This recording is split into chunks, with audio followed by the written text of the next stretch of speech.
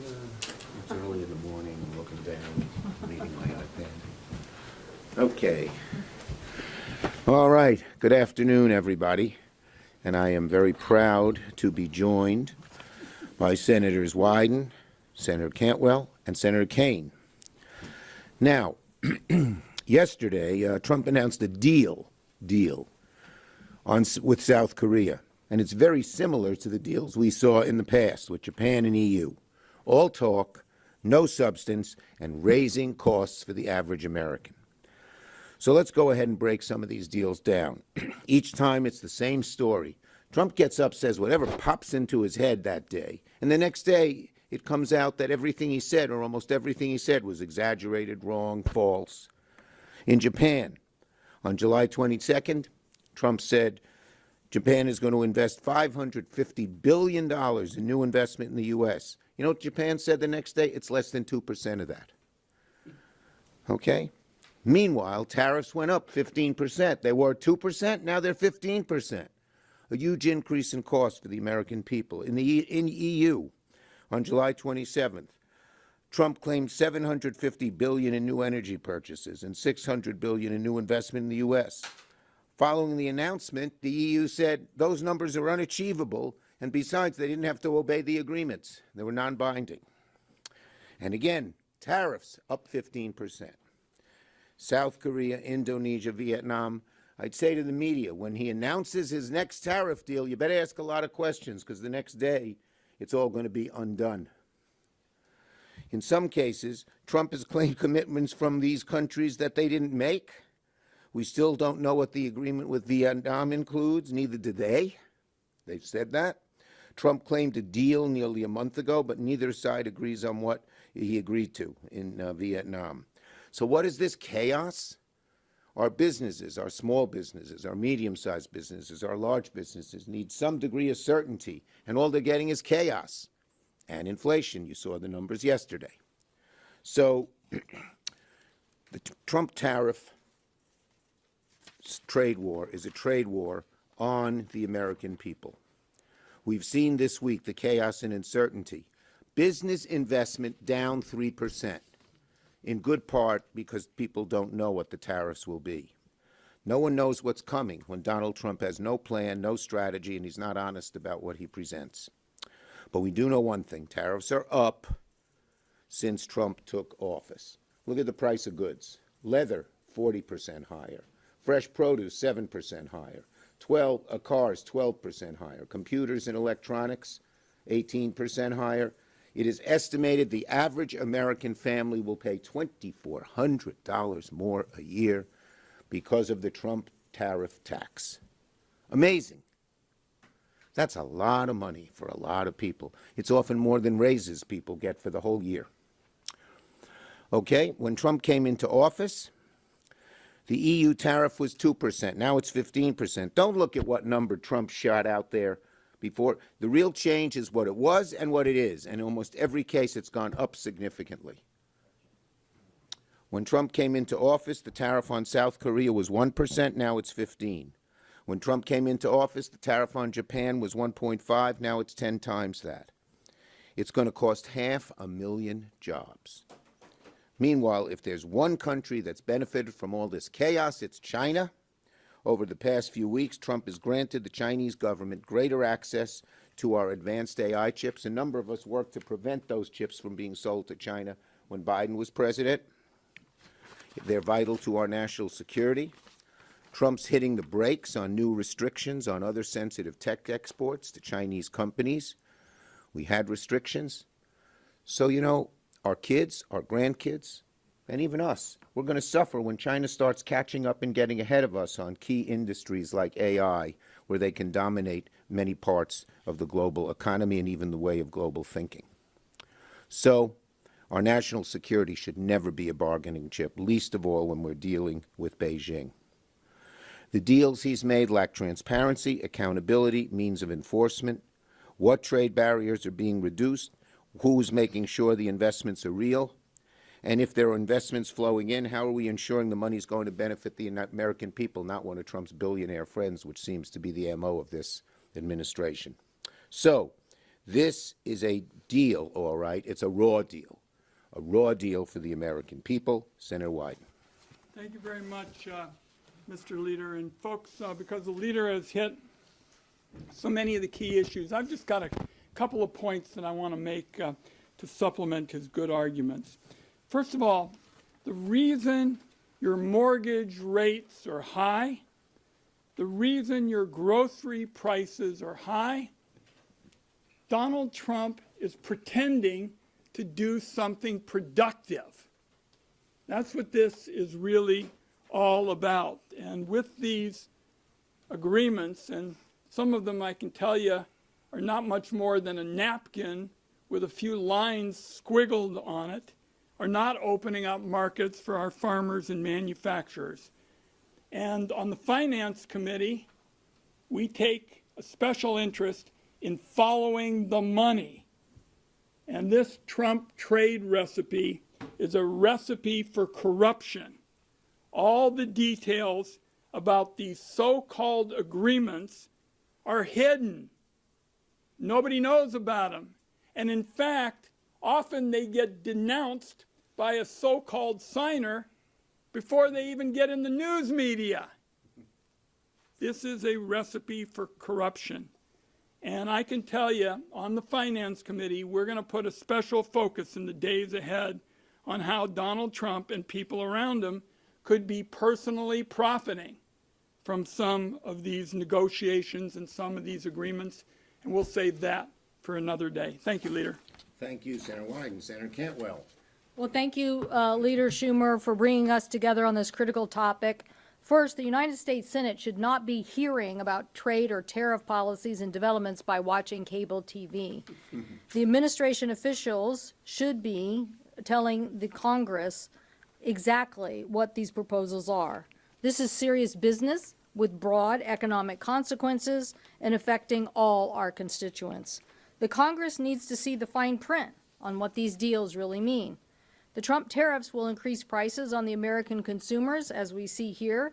The increased price overall for 2025 tariffs on average are expected to be $2,400 in reduced income for Americans.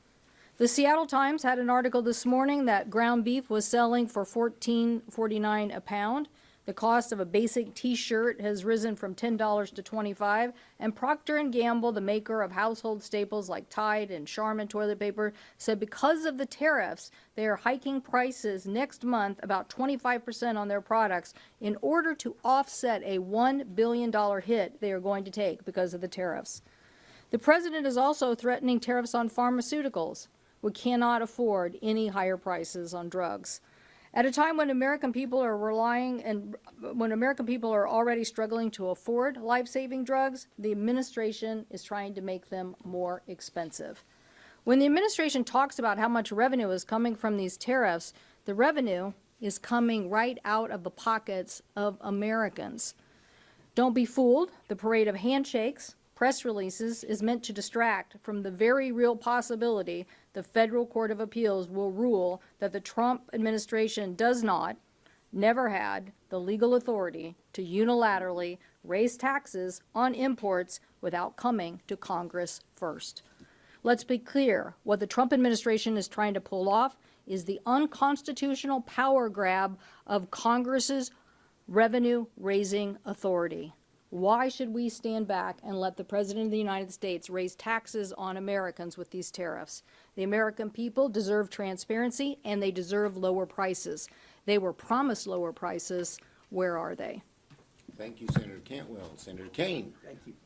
Well, thank you to my colleagues and to our leader and to all of you for coming. We're going to be on a recess sometime. And I know one thing. I know one thing about the recess, which is the four of us are all going to be doing something very similar. We're going to be traveling around our states, and we're going to be hearing a ton from our constituents. The last time I traveled around Virginia for a week was in April, and I'm going to be doing the same thing next week. And in April, at the front end of this tariff thing, here's what I was hearing. The tariff regime is increasing our costs. Businesses that bring in aluminum and steel, for example, which is everything from big manufacturers to the pie shop that buys aluminum pie tins from Canada, their costs are going up, and that affects their ability to sell. There's a second effect. of the tariffs, which is the retaliation. When Donald Trump puts tariffs on other nations, they're going to put them on us. And in Virginia, that is hitting the ag and forestry sector the hardest. A sector that's already been hit pretty hard by low commodity prices in the last few years, that's being hit pretty hard by some of the deportation policies. So the retaliatory tariffs are like the second punch. And then the third punch is the reputational effect. We've got businesses now, or consumers in Canada, for example, they will not buy American products. They will not travel to the U.S. because they're so mad about the disrespect that is being visited upon them by Trump. So there's a triple level effect of raising the costs of imports, leading to retaliatory effects, and then a reputational effect that's really socking our people. And what you're seeing, and this is a good one, there is like a stair step of costs that are going up. Back to school this year is going to cost a lot more than back to school last year. And then Thanksgiving shopping this year, it's going to cost an awful lot more than last year. Then Christmas holiday shopping even more. The stair-step effect of it is really affecting folks. Chaos is next. The way Donald Trump does this, announce it, pause it, like Mexico. Well, why don't we wait another 60 or 90 days on Mexico? Offer an exception to you, but not to you. Nobody knows what to expect. And as I traveled around Virginia in April, I'm going to hear it again next week, I have a business. I want to invest more. I'm ready to invest, but I can't invest till I know what the rules are going to be. Or maybe I'm a multinational business. I could invest in the United States, or I could invest in Europe, or I could invest somewhere else. But I can't make an investment decision if I don't know what the rules are going to be. There's a lot of capital sitting on the sidelines now that should be invested in the American economy that isn't being invested because of the chaos. And then finally, the last point I'll make is corruption. President Trump announced yesterday something among all the unprecedented, truly unprecedented. It is an emergency that Brazil has chosen to prosecute a friend of mine. And therefore, as a president, I'm declaring under emergency powers a 50% tariff on all goods from Brazil, a nation where the U.S. has a trade surplus, not a trade deficit, because his friend is being prosecuted. That is not an emergency under IEPA. That is an unprecedented use of that power, and we need to take steps, and my colleagues here and I will take steps to challenge the president's use of the emergency powers in this most unusual way. Glad to be together with a team that is battling these chaotic, consequential, and corrupt tariffs that are hurting Americans. Thank you, Tim. And before we get to questions, Tim mentioned you couldn't believe he would do something he did yesterday. Here's even something more confounding. Some breaking news. Just now, the White House announced construction of a $200 million White House ballroom that will begin in September. A $200 million ballroom. Where'd this money come from? Did Congress appropriate it? I don't think so. It's almost like Doge was never about waste at all. It was about cutting services to help Trump and his billionaire buddies. So it seems that Doge was all about making cuts on Americans to fund their ballroom? Was that what Doge was all about? So let's recap Trump's week in terms of its economic effect on American people and in terms of corruption. This week, he opposed stock trading bans for members of Congress and the president, something we support. He's now spending $900 million to refit his corrupt plane from gutter. He announced plans to build himself a new White House ballroom so he can eat his cheeseburgers in there in luxury. And he's imposing a new double tax on American families through his tariffs. As was said, costs, chaos, corruption, all embodied this week as typical on this subject. I promise I have a question on this subject, but aesthetically, on the White House construction, it will be almost 2 times the size of the main White House building. Yes. What are your thoughts on that? You're a New Yorker. Listen, I'm happy to eat my cheeseburger at my desk. I don't need a $200 million ballroom to eat it in. Understood. Okay, entree. Senator King touched on this a bit, but the president makes it sound like trading partners are very eager to come and negotiate and that they're happy when all is said and done, but you all travel internationally, you all talk to ambassadors. Reputationally, what is this doing to the United States?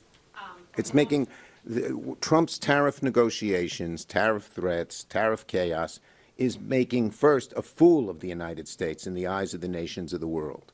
And second, The worst thing is because we care about the average American, $2,400 more in costs?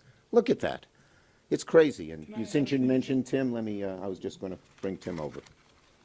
Yeah, but what was the question? I was still Okay, you listening to can- you. I On wasn't the listening. world stage, what, Yeah. you know. Well, And Ron can, well, you are just Ron is, talking about your business. Ron Wyden is on the world stage. He knows.